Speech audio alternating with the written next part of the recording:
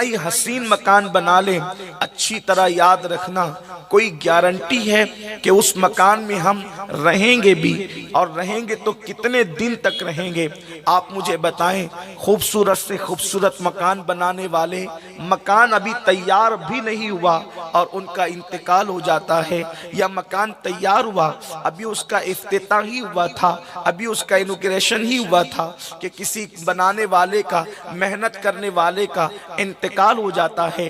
یہ بار بار ہمارے تجربے میں ہے۔ چلیں ٹھیک ہے، اگر کوئی خوش نصیب اس مکان میں رہے بھی تو کتنے دن تک رہے گا؟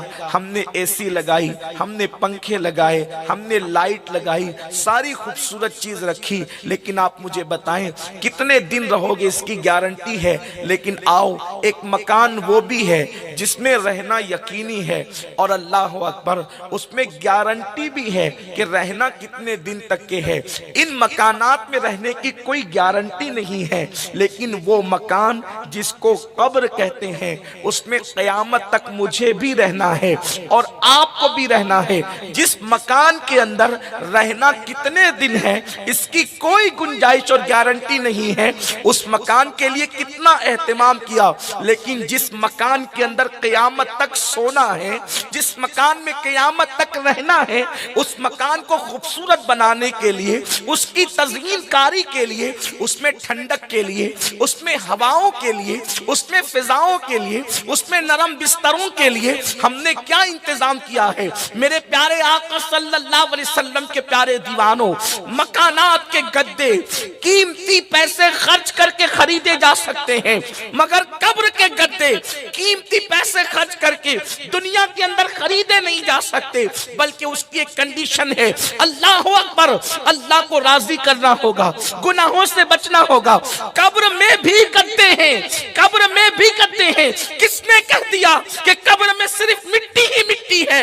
بلکہ اللہ جس سے راضی ہو جاتا ہے، اللہ کو جو منا لیتے ہیں، ان کے لیے دنیا کے نہیں بلکہ جنت کا بستر لگایا جاتا ہے اور اتنی خوبصورت نیند سلایا جاتا ہے، فرشتے آ کر کہتے ہیں نم کا نومت العروس، ایسے سو جا جیسے پہلی رات کی دلہن سوتی ہے۔ قبر کی نیند کوئی آسان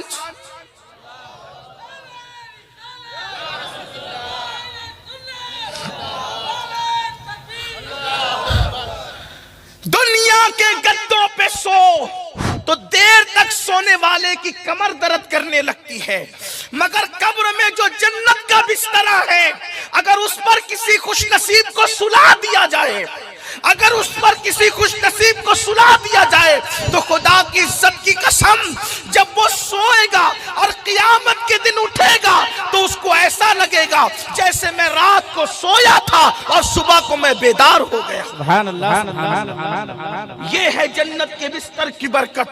لیکن دنیا میں ہم نے گدے تو لگائے، قبر کے لیے کیا انتظام کیا، قبر کے لیے کیا تیاری کی؟ میرے پیارے آقا علیہ السلام کے پیارے دیوانوں، جب ہم قبرستان جاتے ہیں تو کبھی قبرستان میں ہماری نظر پڑتی ہے، ایسا لگتا ہے کتنا سکون ہے، کتنا سناٹا ہے، کتنے اطمینان سے سب سو رہے ہیں، لیکن یاد رکھیں اپنے پاس وہ نگاہ نہیں، اپنے پاس وہ نظر نہیں، اپنے پاس وہ آنکھیں نہیں کہ اللہ اللہ، اوپر کی مٹی تو پرسکون نظر آتی ہے، لیکن اندر یہ بھی ہے، اسی 2 گز زمین میں کسی کی قبر اتنی بڑی کر دی گئی ہے کہ مشرق سے لے کر مغرب تک کا فاصلہ ہو گیا ہے، تا حد نگاہ قبر کشادہ ہو گئی ہے۔ کبھی کسی کی قبر ایسی بھی ہوتی ہے کہ وہ جنت کے باغوں میں سے باغ بن گئی ہے، لیکن اللہ اکبر، اسی پرسکون قبریں جو اوپر سے پرسکون نظر آتی ہے، انہی قبروں کے اندر کسی کی قبر جنت کے باغوں میں سے باغ بنی ہے، اور کسی کی قبر جو ہے جہنم کے گڑوں میں سے ایک گڑا بن گئی ہے۔ ہاں ہاں، وہ سانپوں کا بسیرا، وہ بچھوؤں کا بسیرا، وہ فرشتوں کے ہاتھوں میں آگ کے ہتھوڑے، وہ فرشتوں کے ہاتھوں میں آگ کے گوزے۔ میرے پیارے آقا صلی اللہ علیہ وسلم کے پیارے دیوانوں، مجھے بتاؤ، دنیا کی رنگ ریلیوں میں زندگی گزارنے والوں، کبھی سوچا کہ 2 گز زمین کے اندر ہمیں بھی جانا ہے؟ 5-5 ایکڑ زمین پہ اترانے والوں، 50-50 ایکڑ زمین پہ اترانے والوں، 100-100 ایکڑ زمین کو اپنے نام پہ کرنے करने वालों, कभी सोचा भी कि मालदार भी मरेगा तो 2 गज जमीन ही मिलेगी, गरीब भी मरेगा तो 2 गज जमीन ही मिलेगी, अमीर भी मरेगा तो 2 गज जमीन ही मिलेगी, फकीर भी मरेगा तो 2 गज जमीन ही मिलेगी। आओ उस कब्र के लिए क्या तैयारी की है मेरे प्यारे आका सल्लल्लाहु अलैहि वसल्लम के प्यारे दीवानों। कब्र आखिर कब्र है, कब्र आखिर कब्र है। हजरत सैयदना अमीरुल मोमिनीन उस्मान ज़ुन्नूरैन रदियल्लाहु तबारक व तआला अन्हु जब भी किसी कब्र पर जाते तो वहां पे खड़े होकर इतना रोते कि ऐसा लगता कि रोते रोते आपकी जान निकल जाएगी। ये कौन उस्मान गनी है? ये वो उस्मान गनी जिसे 2 मरतबा रसूलुल्लाह का दामाद बनने का शरफ हासिल हुआ है। ये कौन उस्मान गनी है जिसने अपनी जिंदगी में 2 मरतबा जन्नत को खरीदा है? और अल्लाह के रसूल ने इन उस्मान गनी के लिए कहा जंगे तबूक के मौके पर कि आज के बाद उस्मान कुछ भी करे, ये कुछ भी करे में नबी का इख्तियार देखें। अल्लाह के हबीब सल्लल्लाहु अलैहि वसल्लम फरमाते कुछ भी करे, जो जी में आए करे। सरकार फरमाते ये जन्नत ही में जाएगा, कुछ भी करे जन्नत ही में जाएगा। जिसको अल्लाह के रसूल ने ये गारंटी दी हो कि उस्मान कुछ भी करे जन्नत ही में जाएगा, वो उस्मान गनी जब कब्रों पर खड़े होते थे तो इतना रोते थे ऐसा लगता था जैसे आपकी जान ना निकल जाए। लोग कहते थे अमीरुल मोमिनीन आप कयामत का जिक्र सुनकर उतना नहीं रोते जितना आप कब्रों को देख करके रोते हैं। तो उस्मान गनी फरमाते हैं कब्र आखिरत की पहली मंजिल है, कब्र आखिरत की पहली मंजिल है। अगर इंसान का मामला यहाँ दुरुस्त रहा तो आगे के सारे मामला दुरुस्त रहेंगे, और इंसान यहीं पर नाकाम हो गया तो आखिरत में नाकामी ही नाकामी का मुंह देखना होगा। मेरे प्यारे आका सल्लल्लाहु अलैहि वसल्लम के गुलामों, आइए अब थोड़ी देर जरा कब्र की सैर करते हैं। आपने बागों की सैर तो की होगी, आपने शहरों की सैर तो की होगी, आओ जरा तसव्वुर की दुनिया में हम थोड़ा कब्रों की सैर कर लेते हैं। ये कब्रें क्या है? अल्लाह अल्लाह, ये कब्रें वो हैं जहां रिश्तेदारियां नहीं देखी जाती, जहां इंसान के चेहरे नहीं देखे जाते, जहां इंसान की खूबसूरतियां नहीं देखी जाती, जहां इंसान के हुस्न नहीं देखे जाते। अल्लाह अकबर, कब्र में तो छोटी छोटी बातों पर भी अजाब दिया जाता है। बेशुमार ऐसी कब्रों का जिक्र अहादीस में मिलता है। किसी कब्र पर, कब्र वाले पर सिर्फ इसलिए अजाब हो रहा था कि वो पेशाब के छींटे से नहीं बचता था। थोड़ी तवज्जो करना, थोड़ा गौर करना, रातों को जिना के अड्डों की तरफ कदम बढ़ाने से पहले, नरम गद्दों पर लेटकर जिना के मनाजिर देखने से पहले, कानों में ईयरफोन लगाकर गाने सुनने से पहले, किसी औरत पर बदनजरी करने से पहले थोड़ा तसव्वुर कर लेना आखिर कब्र है, आखिर कब्र है। इंसान कितनी ही तदबीर कर ले, आखिर कब्र है। और ये कब्र क्या है? कब्र कैसे कैसों को दबाती है, कैसे कैसे। मैं और आप तो कोई शुमार ही में नहीं, अपनी तो कोई हैसियत ही नहीं। मैं थोड़ी सी एक हदीस पर आप सबकी तवज्जो चाहता हूँ, बड़ी मशहूर हदीस है, सिहा में मौजूद है, उस पर आपकी तवज्जो चाहता हूँ। और आपने उसको किसी दूसरे बाब के अंदर सुना है, मैं उसको किसी दूसरे बाब में जिक्र करना चाहता हूँ। और आप सब की तवज्जो, हम सोचते हैं अल्लाह करीम है यार, कब्र में क्या होगा, बल्कि हम तो शेर पढ़ते हैं ना, कब्र में लहराएंगे ता हश्र चश्मे नूर के। मैं भी पढ़ता हूँ, आप भी पढ़ते हैं, लेकिन याद रखना ये शेर पढ़ने के हक उनको थे जिनकी तहज्जुद भी फौत नहीं होती थी। ये शेर पढ़ने के हक उनको थे जिन्होंने जाने तो दे दी मगर सुन्नतों के खिलाफ अमल नहीं किया। ये शेर पढ़ने के हक उनको थे, अल्लाह अकबर, जिनकी निगाहें कभी नहीं उठी। जानते हैं जिस इमाम ने ये शेर कहा है ना, कब्र में लहराएंगे ता हश्र चश्मे नूर के, जलवा फरमा होगी जब तलअत रसूलुल्लाह की, उस इमाम के तकवे का हाल ये था कि खुद के शहर का बाग उन्होंने सारी जिंदगी नहीं देखा। एक मर्तबा जबलपुर से वापस होते हुए अपने घर जा रहे थे, स्टेशन पर उतर कर घर जा रहे थे, तो अचानक नजर पड़ गई तो مولانا عیدُل اسلام عبدالسلام سے ختم ذکر کرتے ہیں، چلتے چلتے بریلی کے باغ پہ نظر پڑ گئی۔ جس نے کبھی باغ کو بھی قصدن نہیں دیکھا، ان کو حق تھا یہ شعر پڑھنے کا۔ جو ہیرو ہیروئن کو ننگا ناچتے دیکھے، انہیں کیا حق ہے یہ شعر پڑھنے؟ آپ مجھے بتائیں، آج اپنے اعمال پر نظر کریں، اپنے اعمال پر نظر کریں، اور اس کے بعد پھر اپنی بڑی بڑی باتوں کو دیکھیں۔ آج میرا جوان اللہ والوں سے سنی ہوئی باتوں کو اپنی زبان سے دہراتا ہے۔ یار ہم جنت میں نہیں جائیں گے تو کون جائے گا؟ جنت تو اپنے باپ کی ہے۔ ایسا لگتا ہے جیسے باپ سے خریدوا کر کے بک کرا رکھا ہے۔ جس کو یہ حق تھا کہ جنت میرے باپ کی کہنے کا، وہ سیدہ طیبہ طاہرہ مخدومہ کائنات سیدہ فاطمہ الزہرا اپنے مصلی پر رویا کرتی تھی اللہ کی خشیت سے۔ اور یہاں کچھ بھی زندگی میں نہیں، نہ اللہ کے لیے رونا، نہ اللہ کے لیے عمل کرنا۔ مسجد ویران کر دی، ہم جنت میں نہیں جائیں گے تو کون جائے گا؟ ماں باپ کو دکھ دے رہے، ہم جنت میں نہیں جائیں گے تو کون جائے گا؟ سود کے لقمے کھا رہے، ہم جنت میں نہیں جائیں گے تو کون جائے گا؟ وہ سود جس کے متعلق اللہ کے رسول صلی اللہ علیہ وآلہ وسلم فرماتے ہیں، جس نے سود کا ایک لقمہ کھایا گویا اس نے اپنی ماں کے ساتھ 36 مرتبہ زنا کیا۔ ایک لقمہ سود کا، گھما پھرا کر سود کے دھندے چل رہے ہیں۔ مولانا کو کنونس کیا جاتا ہے، نہیں مولانا اس کا رستہ ایسا نہیں ایسا ہے۔ قدرت نے جن رستوں کو بند کر دیا ہے، دنیا کا کوئی انسان اب اس رستے کو کھول نہیں سکتا، اور جو کھولنے کی کوشش کرے وہ صراط مستقیم پر رہ نہیں سکتا۔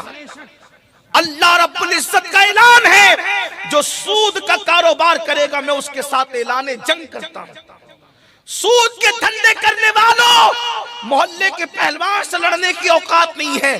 اللہ نے ان کے خلاف جنگ کا اعلان کیا ہے جو سودی کاروبار کرتے ہیں۔ بتاؤ، اللہ جس سے جنگ کا اعلان کرے، کوئی اللہ سے مقابلہ کرنے کی طاقت رکھتا ہے؟ کوئی اللہ سے معاذ اللہ مقابلہ کرنے کی ہمت کر سکتا ہے؟ واللہ تاللہ باللہ کبھی نہیں۔ اللہ کے مقابلے پر کوئی کیا ہے، کسی کی اوقات کیا؟ کسی نے خدا ہونے کا دعویٰ کیا، اللہ نے لنگڑے مچھر سے اس کو ہلاک کر دیا۔ نہیں دیکھتے فرعون کا انجام کہ اس کو اللہ نے دریا میں غرق کر دیا؟ نہیں دیکھتے بخت و نصر کا انجام کہ اللہ اکبر قدرت نے اسے کیسے ہلاک کیا؟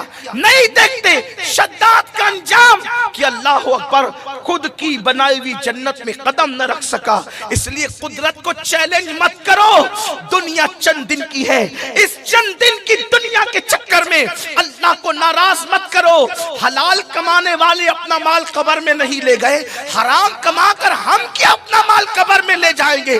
جھوٹ بول کر کاروبار مت کرو، دھوکہ دے کر کاروبار سب دنیا میں رہے گا۔ بال بچے ہوج موج کریں گے، وارثین موج مستی کریں گے۔ اب تو لوگ اتنے بے وفا ہیں، مردہ باپ کی قبر پر جوان بیٹا فاتحہ پڑھنے بھی نہیں آتا۔ ارے قبر پر آ کر فاتحہ پڑھنا تو دور کی بات ہے، بیٹا تو باپ کے لیے مغفرت کی دعا بھی نہیں کرتا۔ اب تو لوگ فاتحہ کے لیے بھی ترس رہے ہیں، لوگ دوسروں کا بھلا چاہ رہے ہیں۔ کوئی کہتا ہے انسان خود غرض ہو گیا، میں کہتا اللہ کرے انسان خود غرض ہو جائے۔ اگر انسان خود غرض ہو جاتا تو کم از کم بچوں کے لیے حرام دولت کما کر کے اپنی آخرت خراب نہ کرتا۔ انسان خود غرض ہو جاتا تو نماز کے وقت تو دکان پہ بیٹھ کر اپنے گھر والوں کے بھلے کے چکر میں اپنا برا نہ کرتا۔ ہاں کچھ نہیں لے جانا ہے دنیا سے۔ قرآن کہتا ہے لا تنس نصیبک من الدنیا، دنیا سے اپنے نصیب کا مت بھولو، سوائے کفن کے دنیا سے کچھ نہیں لے جاؤ گے۔ آخر قبر ہے، اپنے ہاتھوں سے درجنوں میتوں کو دفن کرنے والوں، کبھی یہ نہیں سوچا آج میں کسی کو اس قبر میں ڈال رہا ہوں، کل کوئی مجھے بھی ڈالے گا۔ کتنی دولت اکٹھا کر لو، ہر کپڑے اپنی پسند کے خریدے تھے، کتنے قیمتی خریدے تھے، 4-4 6-6 دکانوں میں کپڑے ہمیں پسند نہیں آتے تھے، لیکن جو آخری کپڑا پہنایا جائے گا وہ خود کی پسند کا بھی نہیں ہوگا۔ اس میں کوئی جیب نہیں ہوگی، وہ سلا ہوا نہیں ہوگا، لپیٹ دیے جائیں گے کفن میں۔ عمل اچھے ہیں تو ٹھیک ہے، ورنہ وہ کفن بھی آگ بنے گا، اس کفن کو بھی آگ کی شکل دے دی جائے گی، اوپر مٹی مٹی، نیچے مٹی، دائیں مٹی، آگے مٹی، پیچھے مٹی مٹی۔ کن کے لیے؟ جنہوں نے خدا کو راضی نہیں کیا، اور جنہوں نے راضی کیا آپ تو سن چکے، ان کے لیے تو جنت کا بستر ہے۔ ہائے اپنا ہوگا کیا؟ قرآن کہتا ہے مِنْهَا خَلَقْنَاكُمْ، اسی مٹی سے پیدا کیا، مٹی سے پیدا ہوئے ہیں۔ مت غرور کرو اپنی جوانی پر، مت غرور کرو اپنی دولت پر، مت گھمنڈ کرو اپنے علم پر، مت گھمنڈ کرو اپنے خوبصورت چہروں پر۔ مولائے کائنات شیر خدا علی مرتضیٰ کے ہاتھ میں ایک خوبصورت مٹی کا پیالہ آیا تو مولا مشکل کشا اس پیالے کو دیکھ کر رونے لگے۔ اس روایت کو امام قرطبی نے لکھا ہے۔ خوبصورت پیالے کو، مٹی کے پیالے کو دیکھ کر مولا مشکل کشا رونے لگے۔ کسی نے کہا علی کتنا خوبصورت پیالہ دیکھ کر آپ روتے ہیں؟ فرماتے تم خوبصورت پیالہ دیکھ رہے ہو، میں اس خوبصورت پیالے میں ان خوبصورت چہروں کی مٹی ملی ہوئی دیکھ رہا ہوں جن کے چہرے مٹی میں ملے تھے، اور اس مٹی سے یہ پیالہ بنایا گیا ہے۔ کسی صوفی بزرگ نے فرمایا تھا کہ زمین سے خوبصورت پھول یوں ہی تھوڑی کھلتے ہیں، زمین سے خوبصورت پھول یوں ہی تھوڑی کھلتے ہیں، کتنے گلاب سے چہرے زمین میں ملتے ہیں تب کہیں جا کر خوبصورت پھول کھلتے ہیں۔ اسی لیے تو خوبصورتی کو دیکھ کر لوگ مسکراتے ہیں۔ یہ بلبل پاگل ہوا ہے کہ یہ پھولوں کو دیکھ کے روتا ہے؟ یہ پھول دیکھ کر کیوں روتا ہے؟ ہم پھول کا حسن دیکھتے ہیں، بلبل پھول میں ان خوبصورت چہروں کی مٹی دیکھتا ہے جو اس مٹی میں مل کر کے پھولوں کو جنم دیتے ہیں۔ سوچو تو صحیح اپنی مٹی کا حال کیا ہوگا؟ اپنی دنیا کی فکر کرنے والوں، اپنی قبر کا اسی مٹی سے پیدا کیے گئے، اکڑ کر زمین پہ چل رہے ہیں، دولت پہ اترا رہے ہیں، کسی کو کچھ نہیں سمجھ رہے ہیں، اللہ کو بھول چکے، رسول اللہ کے قانون کو پیٹ کے پیچھے ڈال چکے، داڑیاں مڈا کر گٹروں میں پھینک رہے ہیں۔ آج کل لڑکیوں کا حسن ہی سب کچھ ہو گیا، گانے بازی سب کچھ ہو گئے، مسجد سے دین سے دوری سب کچھ ہو گئی۔ یاد رکھنا مِنْهَا خَلَقْنَاكُمْ۔ امام غزالی رحمت اللہ علیہ لکھتے ہیں میرے استاد نے دیکھا ایک جوان بہت تکبر سے گھمنڈ سے زمین پہ اترا کے چل رہا تھا۔ آج کل کے لڑکے بڑے گھمنڈی طور پہ چلتے ہیں، ایئرپورٹ پہ دیکھیں، اسٹیشن پہ دیکھیں، وہ کچھ اگر ان کے بازو تھوڑے سے موٹے ہو جائیں نا، مسل ان کے اگر پھول جائیں تو اس پر پتیاں پھول خدا جانے کیا کیا بناتے، اس پر بھی اور پھر کمر پر بھی۔ اب تو کمر بھی کھول کے چل رہے ہیں کہ دیکھیں کہ میں کتنا خوبصورت ہوں۔ اس دور میں کوئی بیل بوٹا تو نہیں تھا، لیکن وہ اپنے مسل پر، بازو پر جو ہے اور اپنے موٹے جسم پر اترا کے چل رہا تھا۔ امام غزالی کہتے ہیں میرے استاد نے کہا بیٹے اکڑ کر مت چل، اکڑ کر چلنا زیب نہیں دے، تکبر صرف اللہ کی شان ہے، بندے کے لیے اس کی اجازت نہیں ہے۔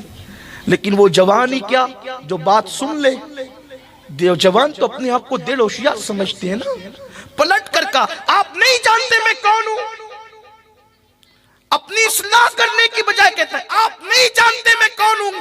وہ امام غزالی کے بھی استاد تھے، پلٹ کر کہا بیٹے اچھی طرح جانتا ہوں تو کون ہے، بہت اچھی طرح جانتا ہوں تو کہا بتائے میں کون ہوں۔ فرمایا سن تیری ابتدا منی کا ناپاک قطرہ ہے، نطفہ ہے تیری ابتدا، اور تیری انتہا قبر کی سڑی ہوئی مٹی ہے، یہی تیری حقیقت ہے۔ جو ناپاک قطرے سے پیدا ہوا ہو اور قبر میں بدبودار مٹی بن جائے، اسے اکڑ کر چلنے کا حق کیا ہے؟ اگر خدا کو راضی نہ کر سکے تو کتے کی مٹی میں اور انسان کی مٹی میں فرق کیا ہے؟ انسان اگر خدا کو راضی نہ کر سکا تو جانور سے بہتر نہ ہو سکا، اور اگر خدا کو راضی کر لے تو اللہ اسے فرشتے سے بہتر مرتبہ عطا کر دیتا۔ اس کی رضا کی بات ہے، اگر گھٹے تو فقط مشت خاک ہے انسان۔ انسان کی حقیقت کیا ہے؟ اگر گھٹے تو فقط مشت خاک ہے انسان، اور اگر بڑھے تو اس عطے کونین میں سما نہ سکے۔ بڑے تو پھر کونین کی وسعت سمٹ آتی ہے اس کے وجود میں، اتنا بڑا ہے اور گھٹ جائے، کردار اچھا نہ، اخلاق اچھا نہ، بولی اچھی نہ، جو ماں بہن کی گالیاں دیتے ہو انہوں نے خدا کو کب منانا ہے؟ غریب نواز کا مہینہ شروع ہو گیا، عرس کے ایام شروع ہو گئے، سرکار غریب نواز اپنے ملفوظات میں کہتے ہیں جس نے کسی مومن کو گالی دی توبہ سے پہلے مر گیا تو مجھے ڈر لگتا ہے کہ کہیں وہ کافر ہو کر نہ مرے، اس کا ایمان نہ، کتنی مومنوں کو تو اپنی جگہ ہے، خود کی بیوی کو لوگ گالی دیتے ہیں، ماں بہن کی گالیاں بیوی، اور اسی کو مردانگی سمجھتے ہیں؟ مردانگی گالی دینے کا نہ، وہ بزدل ہے جو بیوی کو گالی دیتا ہے، وہ بزدل ہے جو بیوی کو مارتا ہے۔ مردانگی کس سے کہتے ہیں پتہ ہے؟ جانے مردانگی کی طرف دیکھو، ام المومنین حضرت عائشہ صدیقہ فرماتی ہیں کہ میرے نبی نے اپنی بیویوں میں کبھی کسی بیوی کو ڈانٹا تک نہیں، کسی کو نہیں ڈانٹا، بلکہ الٹ ہم یہ کرتے تھے، خود ہی لڑتے تھے، ناراض ہو کے بیٹھ جاتے تھے، حضور ہمیں منانے کے لیے تشریف لایا کرتے تھے۔ یہ حضور کا کردار ہم سب بھول گئے۔ تو بات دور نہ نکل جائے، عرض کر رہا تھا کہ قبر میں کون کون کس کس عالم میں رہا، اور واللہ یہ صرف عبرت کے لیے ہے اور کوئی بات نہیں۔ ایک حدیث پاک آپ نے وہی بار بار سنی ہے، ایصال ثواب کے باب میں، تھوڑا سا اس کو دوسرے پیرائیں۔ حدیث کا یہ معجزہ ہے، اعجاز ہے حدیث کا، کہ حدیث کو آپ جس اینگل سے دیکھیں گے اس میں سے آپ کو عبرت کا وہ پہلو نکلتا ہوا نظر آئے۔